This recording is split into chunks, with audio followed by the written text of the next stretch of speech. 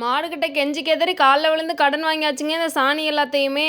Night மட்டும்தான் வீட்டில் வச்சிருப்போம், மாடை பகலெல்லாம் மேய்க்க அனுப்பிச்சிரும் அப்படின்றனால இந்த வைக்கல் புல் எல்லாமே அங்கங்கே கிடக்காம சாணம் மட்டும் இருந்துச்சு. அதை எல்லாத்தையும் பேசாமல் நீங்கள் பாட்டுக்கு தூங்க, நான் பாட்டுக்கு அழிக்கிறேன் அப்படின்னு சொல்லிட்டு பஞ்சக்காய விளக்கு காய வைக்கிறதுக்காக அள்ளிட்டு உயிரை கொடுத்து செடிகளுக்கெல்லாம் தண்ணியை விட்டுட்டு அப்படியே வயலுக்கு வந்தால் ஐநாறு வேற தெனாவட்டார் சொரிஞ்சுக்கிட்டு இருக்கு. நீ பார்த்த பயத்தில் அதோட, அதை பார்த்த பயத்தில் நாவோட பெரிய கூத்தா போச்சுங்க. இதோட அப்படியே மோட்டரையும் ஆஃப் பண்ணிட்டு போயிடலாம் அப்படின்னு சொல்லிட்டு மோட்டர் ஆஃப் பண்ண வரையிலே சரி மாடுகளுக்கெல்லாம் தொட்டியில் தண்ணியும் பிடிச்சி வச்சுக்கலாம் அப்படின்னு சொல்லிட்டு தண்ணியும் போட்டு விட்டாச்சு.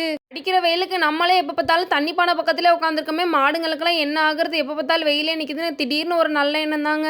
தண்ணியெல்லாம் நிரம்பினதுக்கப்புறம் மோட்டர் ஆஃப் பண்ணிட்டு போயிடலாம் அப்படின்னு சொல்லிட்டு வேகமாக வந்து மோட்டர் ஆஃப் பண்ணி விட்டாச்சு. அடிக்கிற வெயிலுக்கு வீட்டை விட்டு யாருமே வெளியில் வர மாட்டாங்க அப்படின்னு சொல்லிட்டு வயலுக்கு வந்து பார்த்தா மீன்கள் கூட தண்ணிக்குலேருந்து வெளியில் வர மாட்டேங்குதுங்க, அந்த அளவுக்கு வெயில் அடிச்சுக்கிட்டு இருக்கு. தண்ணி கூட சுடு தண்ணியானா அது என்ன பண்ணணும்னு மனசில் நினச்சிக்கிட்டு சரி நம்மளும் இனி வீட்டை பக்கமாக சீக்கிரமாக கிளம்பி போகலாம் அப்படின்னு சொல்லிட்டு சிம்பாவை கூட்டிகிட்டு வீட்டை பக்கமாக கிளம்பி வந்துட்டோம்.